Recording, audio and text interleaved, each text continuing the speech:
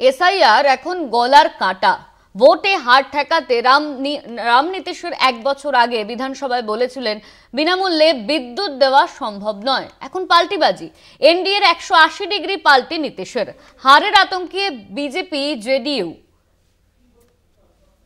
मुफ्त में नहीं दिया जाएगा, अब बहुत कम पैसे में देते हैं हम लोग, और इसीलिए देते हैं कि वो सुरक्षित रहे। कितना कम पैसा में देते हैं, कितना बड़ा पैसा लगता है सरकार को बिजली लेने में, और कितना कम पैसा देते हैं। आप सब लोग रहे एक बात जानते रहे, अब आज बोल रहे हैं। और बाकी कई राज्यों में कुछ लोग अपना कर देते हैं कि मुफ्त में देंगे, और हम तो शुरू से यहां बोलते रहे, बाहर बोलते रहे, यहां तक कि चुनाव के दौरान जब भी चुनाव होता था वहां पर भी हम खड़ा होकर के बोल देते थे कि ये सबकी सुरक्षा के लिए है। अगर उसको थोड़ा पैसा लगेगा, हल्का सा पैसा लग रहा है, तो आप लोग तो ऐसे ही खत्म कर देते हैं। আমাদের সঙ্গে সরাসরি নিউজ রুম থেকে রয়েছেন আমাদের প্রতিনিধি নিমাই পান্ডা। নিমাইদা, 1 বছর আগেই বলা হয়েছিল ফ্রিতে বিদ্যুৎ দেওয়া সম্ভব নয়, কিন্তু এখন গলায় অন্য সুর। দেখো অনন্যা, একেবারেই যেন ইউটার্ন, একদম 180 ডিগ্রি ঘুরে গিয়েছেন নীতিশ কুমার। যেই নীতিশ কুমার 1 বছর আগে তাদের বিধানসভায় অর্থাৎ বিহার বিধানসভায় একেবারেই অন ক্যামেরা বলেছিলেন যে বিনামূল্যে বিদ্যুৎ সরবরাহ সম্ভব নয়, এবং তিনি বলেছিলেন যে বিভিন্ন রাজ্যে বিভিন্ন রাজনৈতিক দল আছে যারা ভোটের আগে এই ধরনের ঘোষণা করে যে বিনামূল্যে তারা ইলেকট্রিক সাপ্লাই করবে সাধারণ মানুষের জন্য। কিন্তু সেই নীতিশ কুমার যখন এসআইআর অর্থাৎ স্পেশাল ইন্টেনসিভ রিভিশন যেটা নির্বাচন কমিশন করছে, তাতে যখন বুঝতে পারছেন যে তাতে তাদের গলার কাটা হয়ে দাঁড়িয়েছে, এতে তাদের ভোট অর্থাৎ এনডিএর জোট শরিক যারা রয়েছে জেডিইউ বিজেপি, তাদের ভোট অনেকটাই কমে যেতে বাধ্য রয়েছে হবে, এবং অনেকেই মুখ ফেরাচ্ছে তাদের সরকারের বা এনডিএ জোটের দিকে থেকে।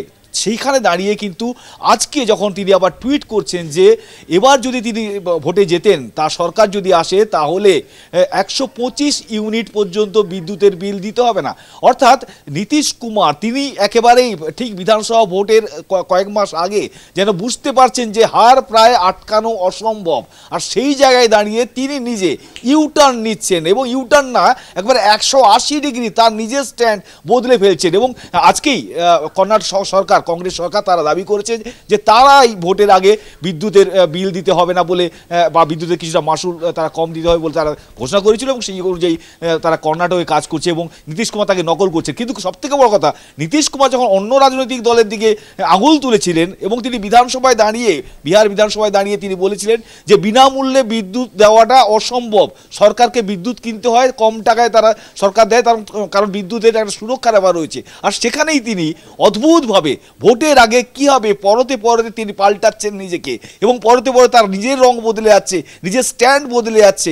অর্থাৎ একেবারেই যে তিনি যে ভোটের আগে বুঝতে পারছেন যে এনডিএ জোটের বিহার বিধানসভায় যে আসন্ন নির্বাচন রয়েছে তাতে যে জিতে ওঠা সম্ভব নয়, তার জন্য এসআইআর করেও লাভ হয়নি। এবার তিনি তারই নিজের স্ট্যান্ডের উল্টো দিকে হাঁটতে শুরু করেছেন। এই নিয়ে কিন্তু যথেষ্ট একটা উৎসাহ দেখা দিয়েছে সাধারণ মানুষের মধ্যে যে নীতিশ কুমার এগুলো কি সত্যি বলছেন, কারণ কিছুদিন আগে এক কথা বলেছিলেন, আজকে আর এক কথা বলছেন, ফলে তার নিজের যে তিনি কতটা সত্যি কথা বলেন তা নিয়ে কিন্তু প্রশ্ন উঠতে শুরু করেছে এই ধরনের মন্তব্যে, এবং যেটা আগে বলেছিলেন এবং আজকের টুইটের ওপর। অনন্যা, ধন্যবাদ নিমাইদা। আমাদের সঙ্গে সরাসরি নিউজ রুম থেকে ছিলেন আমাদের প্রতিনিধি নিমাই পান্ডা।